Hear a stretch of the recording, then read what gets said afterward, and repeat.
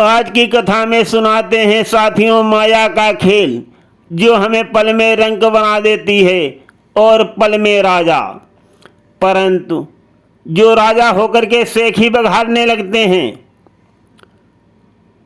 उनका राज्य बहुत जल्दी नष्ट होता है, बहुत जल्दी वो कंगाल भी हो जाते हैं। इसी कड़ी में हम आज आप सभी को सुनाते हैं देवर्षि नारद जी का हाल, जिनको भी एक बार माया ने नचा दिया। अब सुनिए कथा विस्तार पूर्वक। हम सब लोगों का जीवन जो है वो ईश्वर के मंगलमय विधान पर टिका हुआ है। उसी मंगलमय विधान के अनुसार हमारे जीवन में सुख और दुख जो है वो आते जाते रहते हैं। लोग कहते हैं कभी कदार हमारा भाग्य खुल गया या हमारा दुर्भाग्य हो गया। तो भाग्य एक ही है। जब आने का विधान होता है तब भाग के आ जाता है, तो भाग्य लोग कहते खुल गया, और जब जाने वाला होता है तब भाग के चला भी जाता है। तो दोनों भाग्य हैं। इसमें दुर्भाग्य लगा देते हैं लोग और इसमें भाग्य। परंतु कभी अचानक कोई बड़ा काम हो जाता है किसी के जीवन में, तब वो ईश्वर के मंगलमय विधान को नहीं समझता। वो अपनी सेखी बघारता है कि मैंने ऐसा कर लिया या मैंने ऐसा कर दिया। तब वो नहीं सोचता है ये ईश्वर का मंगलमय विधान था, इस कारण से ये हो गया। हमेशा उसका यही विचार रहता है कि मैं नहीं होता तो ऐसा नहीं हो सकता था, मेरे अलावा कोई नहीं कर सकता। यही विचार रहता है और यही माया है। इसी को माया कहते हैं। एक बार क्या हुआ, देवर्षि नारद जी बैकुंठ लोक में पधारे। नारायण हरि ने उनका हाल जाना और बैठने के लिए आसन दिया। नारद जी बैठ गए और अपनी सेखी बघारने लगे। नारद जी बोले, प्रभु आपने सुना तो होगा ही, मेरा साप जो है सृष्टिकर्ता ब्रह्मा जी पर कितना भारी पड़ा, कितना भारी पड़ा, जो उनको अपना एक सिर गंवाना पड़ा। नारद जी की बातों को सुनकर विष्णु भगवान मुस्कुराए और बोले, ये सब माया है, माया, ये माया का खेल है। नारद जी की तारीफ में कुछ नहीं कहा। नारद जी उनका ये रूखा उत्तर सुनकर के प्रसन्न नहीं हुए और बोले, प्रभु ये माया क्या है, कैसी होती है माया। ये सुनकर के नारायण हरि ने कहा कि नारद जी मुझको बहुत प्यास लगी हुई है, मेरे लिए थोड़ा सा जल लेकर के आओ और उसके बाद मैं तुम्हें बताता हूँ कि माया क्या चीज होती है। देवर्षि नारद जल लेने के लिए नदी के पास गए तो वहाँ का नज़ारा देख करके स्तब्ध रह गए। उन्होंने नदी के तट पर एक सुंदर युवती को खड़े देखा और उसे देखकर नारद जी को अब किसी और को देखने की चाह नहीं रह गई। युवती इतनी सुंदर अलौकिक थी कि नारद विष्णु और उनकी प्यास के बारे में भूल ही गए। नारद जी को अब याद नहीं रहा।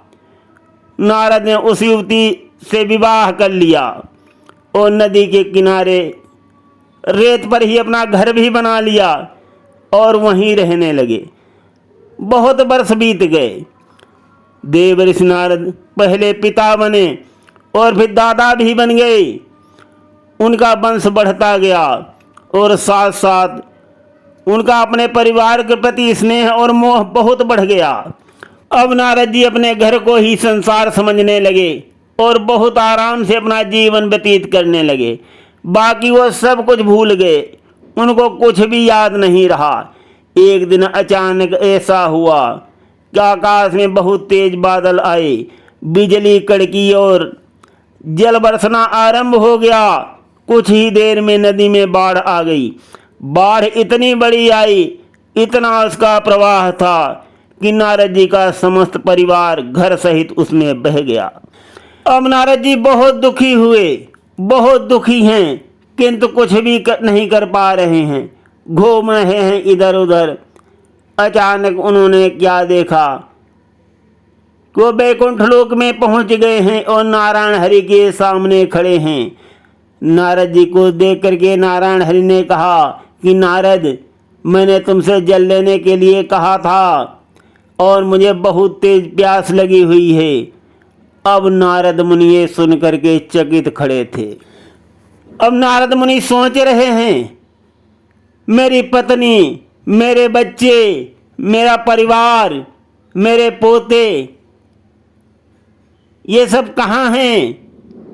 और ये दुख उन्हें तीर जैसा चुभ रहा था।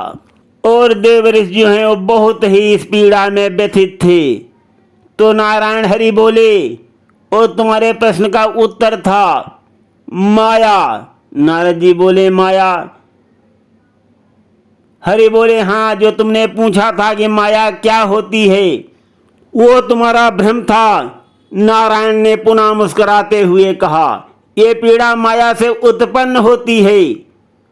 उस भौतिक संसार के प्रति आसक्ति से जो क्षणभंगुर है, ये उसी तरह की भौतिक आसक्ति है जिसे ब्रह्मदेव ने शत्रुपा के साथ अनुभव किया। माया जो है वो भ्रमित कर देती है, वो असीमित को भुला करके हमसे सीमित का पीछा करवाती है। उसी के प्रभाव से हम भूल जाते हैं कि परम ब्रह्म ही एकमात्र वास्तविकता है, एकमात्र सत्य है, से सब कुछ माया है। और जो भी माया के भ्रमजाल को पार कर लेता है, भ्रमित नहीं होता, वही मोक्ष को भी प्राप्त कर लेता है। नारायण हरि बोले मुस्करा करके और कहा कि नारद जी तैयार रहो, अभी बहुत सी माया के दर्शन आपको होते रहेंगे। तो साथियों, यहाँ पर हम आप सभी को ये बता दें, माया ही भ्रम है।